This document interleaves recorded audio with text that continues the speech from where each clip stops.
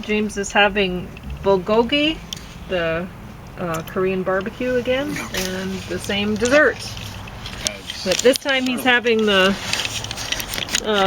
Korean barbecued meat on croissants rather than in those tortillas. I guess I should show you what I...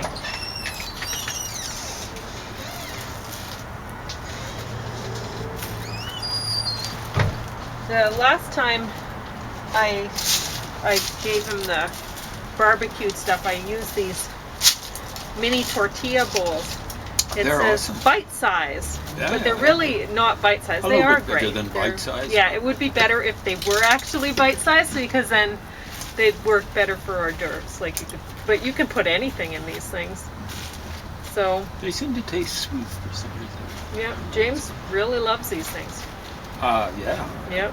More than put anything in the stuff that's in it. Yep, whatever. All right, so James wanted to talk today. Yeah. For this meal. Yeah. So, I'm afraid people, many won't know. So, there are some skunks out there. Well, it won't be anything I'm talking about. I'm going to be talking about the Hardy Boys, and more specifically about the Nancy Drew series. And a while back, I wrote of something I would kind of say, maybe a rainy day, a rainy month or something like that. I'm laid up in bed, and it's a book about the Nancy Drew series. And I've forgotten what the title of the book is, but I know what the subtitle is. It's something like Nancy Drew and the Women Who Created Her is the subtitle. Don't lie to me. Okay, I'm tired of it. I don't care if you're a freaking left-winger. That's particular reason for you not to lie. I'm tired of the big lie coming from you guys. Apparently Hitler is the guy who came up with that term, but he had a contemporary who was, if anything, a greater practitioner of the big lie, and his name was Joseph Stalin. And Stalin had a predecessor who was in power well before Hitler, and his name was Lenin. He practiced the big lie. And there was a successor to Stalin who came along well after Hitler had committed suicide, and was burned apparently by the Russians. And his name was Khrushchev, and he practiced the big lie. And he had a successor called Brezhnev, and he practiced the big lie. And he had a successor called Andropov, and he practiced the big lie. And for a very short time, there was a successor to Andropov called Chernenko, who practiced the big lie. And then there was a successor to Chernenko, and he's supposed to be some big hero for the West. And Gorbachev, and he practiced the little lie. He practiced terrorism. He was trying to bring democracy in. Boy, did he. And of course, there was a successor to him. And he was big in every way, his appetites mainly. And not just food, alcohol apparently. But he kind of practiced a fairly big lie. And do I have to mention anything about his successor, Putin? Now understand, there's a person I know pretty closely, PhD in English, teaches at the second biggest university in Canada, not the second most prestigious, but second biggest. And back in 2014, he was saying Putin has a right to Ukraine. And I don't think I'm misinterpreting when I say I was figuring Putin had a right to all of the Ukraine. The bad guys in the Ukraine were the United States. The United States was a imperializing power. This is 2014. Understand, this is Donald Trump's line. And Guy, my source, didn't turn until he found out that Manafort hadn't been involved in the last Ukrainian election. Paul Manafort, and in case you don't know him, he's one of the skunks who was involved in getting Donald Trump elected. And I'm not really sure where my respondent, shall we call him, sits with Ukraine and Putin. He might think, Russia has a right to the eastern Ukraine. No, it doesn't. You know, eastern Ukraine, it belongs to the Ukrainians. And what is that? It's in Russia right now, and it has been for decades.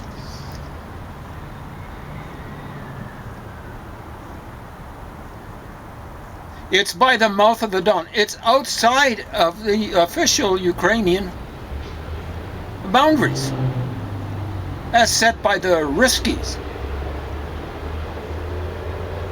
About there's a place called the Kuban, Kuban. I'm not sure where the accent comes, and then by the mouth of the Don. And it said Ukrainians way longer than Russians. Russians are there as imperialists. The mouth of the Don. What's significant about that? You know, Peter the Great is the first Russian to get access, I presume it was there, access to the Black Sea. Now, in case your history isn't very good, and there's not a few of you understand. I understand that most of the people watching Pauline show are reasonable, rational people. But there's bound to be a few of you wild-eyed, crazy left-wingers. And so many of you just aren't good at detail. The detail is, hey man, this is taken right off of CBC. A while back, they were interviewing a guy. I'm a philosopher and an economist. Say what? I've never run across that type, aside from, not personally, John Maynard Keynes, and he wrote something almost like a definitive book on philosophic logic, and he kind of ran the British economy during World War II, and he didn't run it into the ground.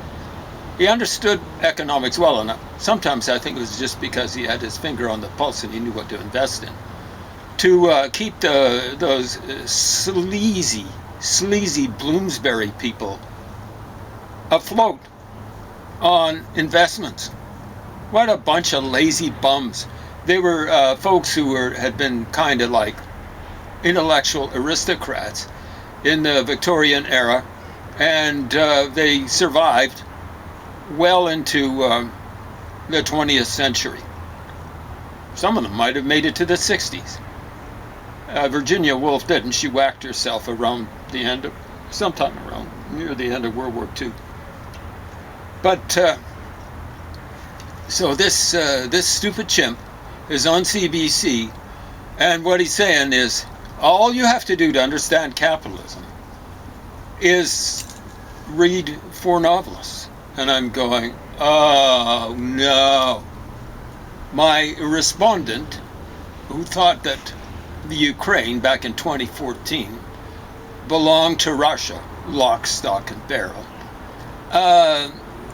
he has a degree in 2 degrees in English, 2 graduate degrees in English. And for one, he wrote his thesis on one individual.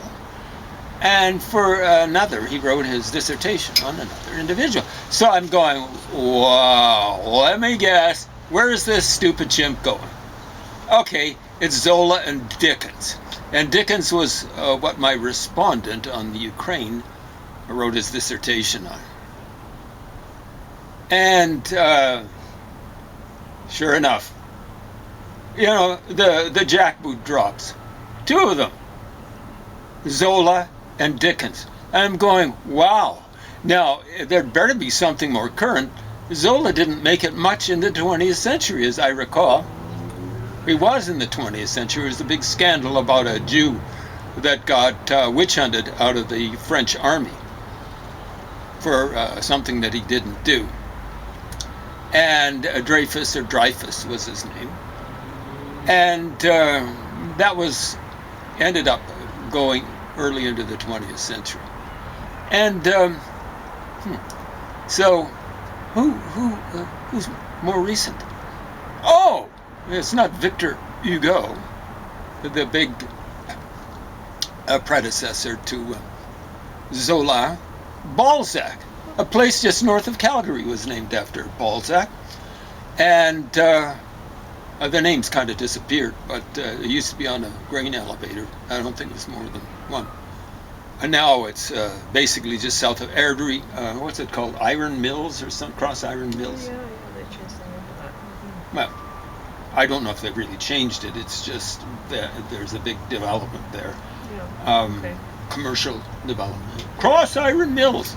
Call it Balzac for Pete's sake.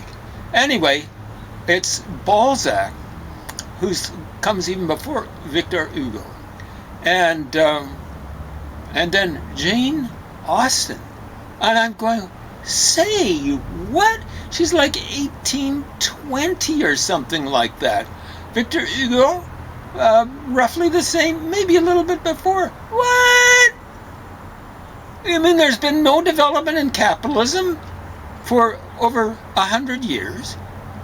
That all you have to do is you read these 4 novelists, 2 English, 2 French, and you understand everything about capitalism. This guy's a quack. This guy's it's not one quack, it's a whole flock of Canada geese going over, quacking. That's insane. Absolutely insane. I wish I'd been there. I wish I'd been a fly on the wall. I would have ended up seeming as big as a pterodactyl. Hey, dude, define elasticity for me in economic terms. Let's see how much your knowledge of Dickens, Zola, Balzac, and Austen has got you in the economic sphere. Come on now, dude. Bring it on. Because there would have been deafening, almost deadening silence from this stupid chimp. Oh yeah, they know about capitalism because they read novels. You don't know squat about anything when you read a novel.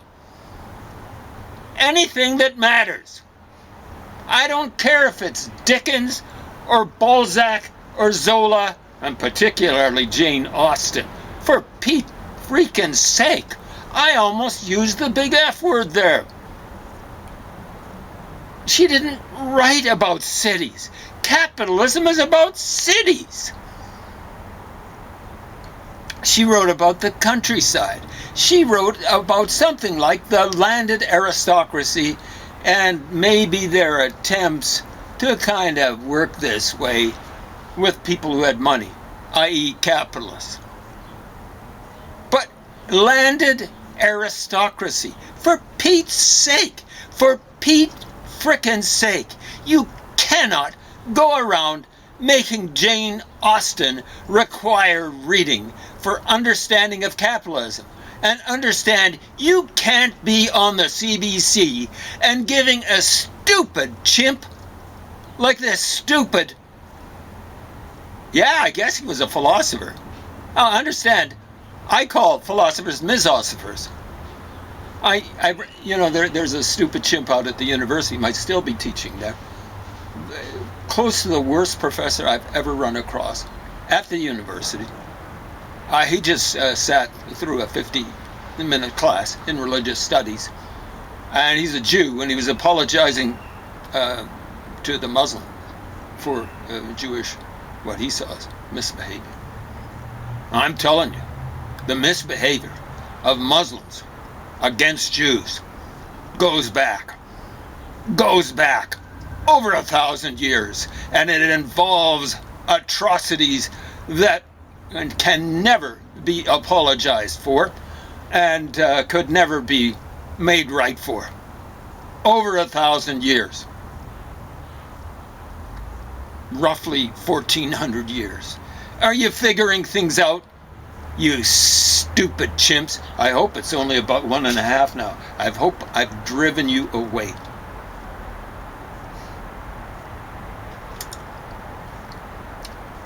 At any rate, capitalism. We'll go back to the topic we were dealing with. Hardy Boys? Hardy Boys. And Nancy Drew. The women who created her.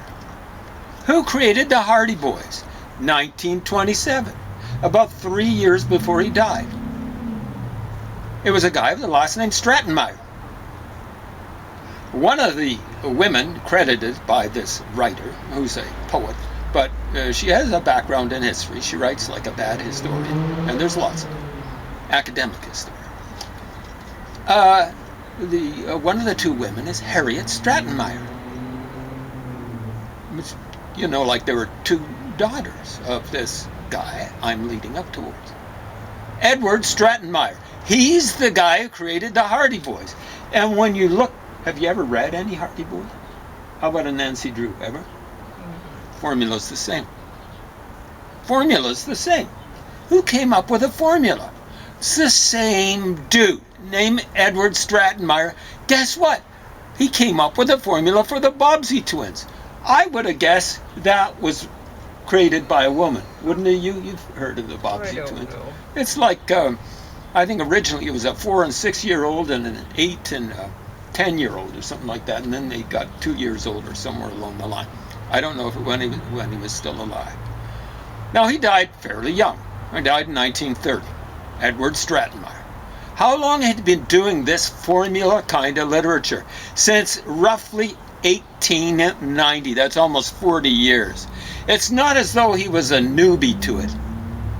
Now, in his last year, he commissioned 5, I believe it was 5, definitely 3 at the beginning and then 2 more, Nancy Drew stories. What he did was ultimately he just come up with an outline. It might be as short as a page. Sometimes 2, 3 pages or something like that. Here's the story. I want you to follow it basically to the letter. And guess what? You're going to get $125. During the Depression, it's $100. Doesn't seem like a lot. It was a whole lot more then, but still, by comparison with the kind of cash he was pulling in, it was chicken feed. He was born to I don't know about a line of capitalists, but I gather like his dad and then maybe an uncle, they ran a shop, well, maybe 2 different shops, and they were tobacconists. So what do you think of tobacconists? People who peddle cigarettes and stuff like that to folks. I don't know, it's about equivalent to owning a gas station, I suppose. Well, it's worse because you're a pusher. Yeah. You're a pusher. So he came from a family of pushers. And what he eventually did was kind of like gas station stuff. He ended up pushing formula stuff to kids.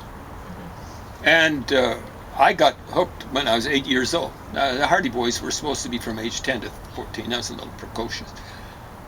I had an aunt who was a little bit like Aunt Gertrude, who was kind of a crusty aunt of the Hardy Boys. And the most creative part of the Hardy Boys, because Edward Strattenmeyer didn't invent her, apparently. It was his first ghostwriter. He was a Canadian, Leslie McFarlane. It's bizarre.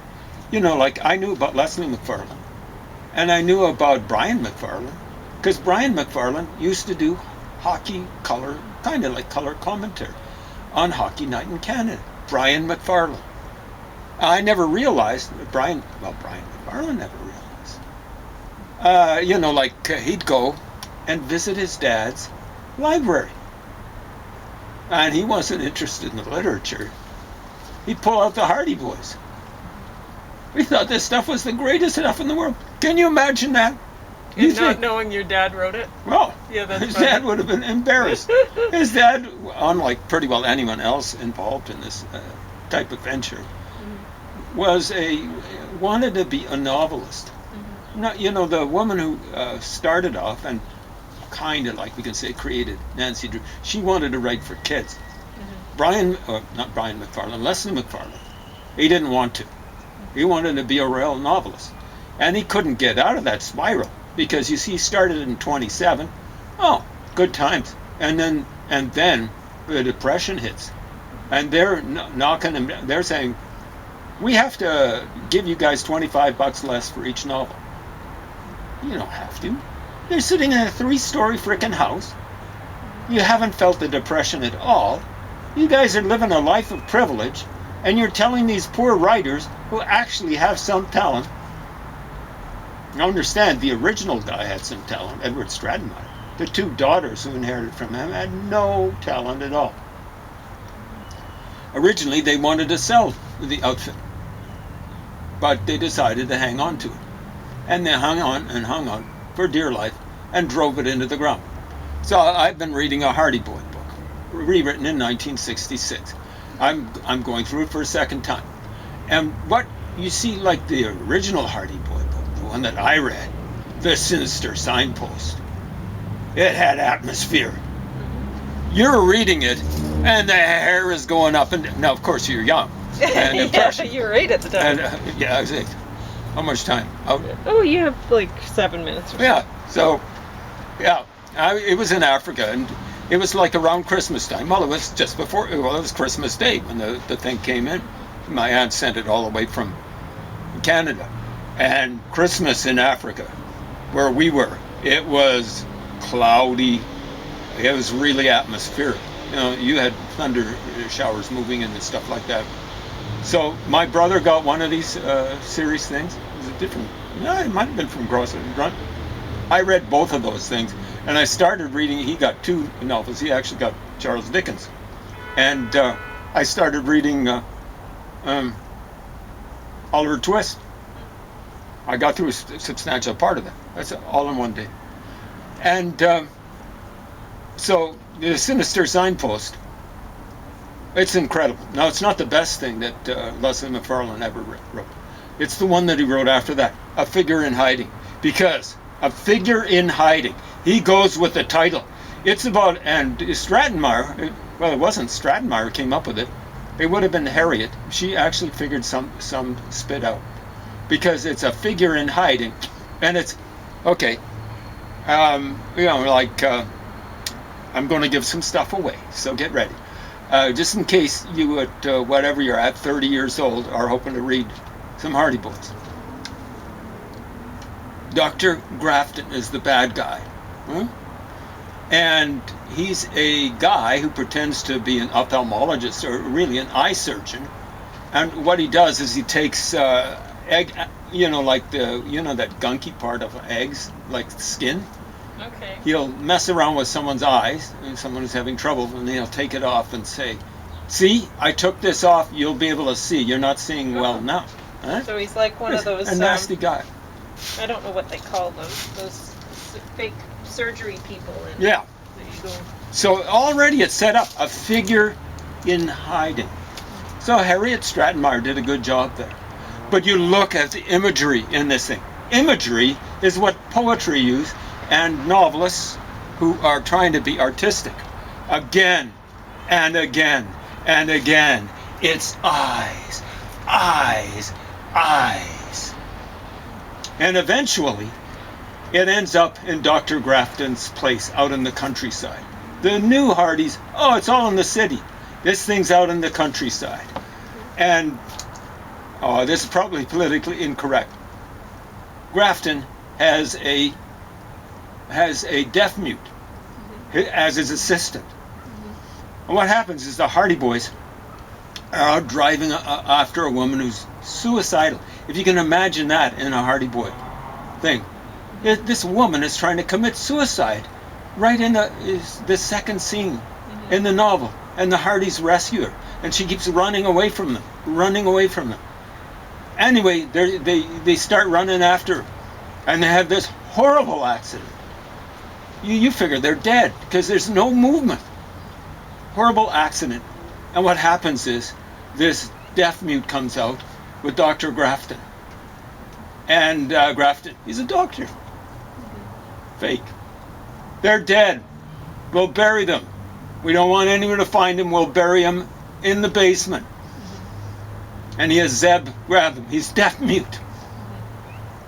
And Zeb can sense them, that they're living. But he can't tell asshole. Because all he can do is kind of like see. You see how that is? And Grafton can't see. You see how this is set up? And the last scene goes on and on and on. This Hardy Boy book I've been reading, the last, it's not scene, the last little bit, it's like 10 pages. It takes place in Canada. They fly up to Canada. They almost get killed. All this, you know, whereas in Figure in Hiding, you're getting dragged into this house. So they're down in the basement, and Zeb is digging stuff. And some of the stuff, it's cold down in the basement. It's earth. It's landing on the Hardy Boys, and they're starting to stir. And he's kind of making, you know, Zeb's trying to make noises, but he can't talk. And Grafton's telling him, "You shut up, you." Yeah. On and on it goes. And yeah, eventually the Hardy Boys are revived. But you can see how this thing is set up by this novelist. And originally, my favorite was the first one, Sinister Signpost. And it's got some amazing stuff. Because you see, it's got signs that are hands. And the criminal is a guy who has this reflexive gesture. It's almost like the Nazi salute or something like that. Right? Hands, hands, hand. The Sinister Signpost is a hand that eventually the Hardy Boys are trespassing on his property. And it turns red and points towards them. And they're trying to escape. And I'm telling you, this is one of the most powerful things in the Hardy Boys, which ain't that powerful. But they're running along through this wilderness, this forest. And what I think it's Frank, the older guy, says to Joe, "Take my hand! Take my hand!" And then I think they fall into a kind of like a cavern. This guy's just excavated. Okay, but your point is that Leslie McFarlane? He was something like an artist. Yeah, and the women that they were talking about were not. Well, the daughter of Stratemeyer wasn't. The other woman was, she was like a newspaper reporter, and she wanted to write kids' books. So I've read some of the early stuff. She wrote like the first 30 of the Nancy Drew books with 3 exceptions. And they're not like Leslie McFarlane stuff. Okay. So the original sort of thing, and it's Stratemeyer was not a nice guy. Out. You have about 10 seconds. Wrap it up. He wasn't a nice guy. He was into making millions, literally millions, back when millions meant something off of kids.